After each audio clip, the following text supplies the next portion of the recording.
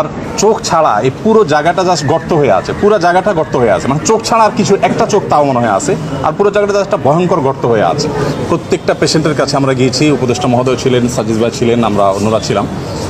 যেটা আপনারা একটু আগে শুনেছেন যে আসন্না ফাউন্ডেশন চ্যারিটেবল অর্গানাইজেশন, আমরা আমাদের নিজস্ব যে তহবিল আছে সেই তহবিল থেকে কোনো প্রকার পাবলিক ডোনেশন নেওয়া ছাড়া আমাদের নিজেদের অন্য সমস্ত প্রজেক্টগুলোকে এই মুহূর্তে স্টপ করে দিয়ে এই প্রজেক্টটা আমরা সর্বোচ্চ প্রায়োরিটি দিয়ে কাজ করছি। কারণ হসপিটালগুলোতে যে দৃশ্য, এই দৃশ্যগুলো যদি কেউ নিজের চোখে না দেখে সে আসলে কোনোভাবে অনুমান করতে পারবে না যে ভয়াবহতা কোন পর্যায়ে পৌঁছেছে।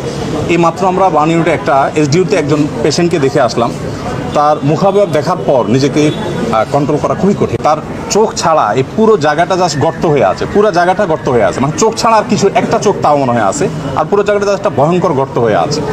তো আলহামদুলিল্লাহ আমরা এর আগে সাজিদ ভাই এসেছেন, এই পেশেন্টেরই আগের অবস্থার তুলনায় এখন অনেক ভালো। এটা হলো একটা আনন্দের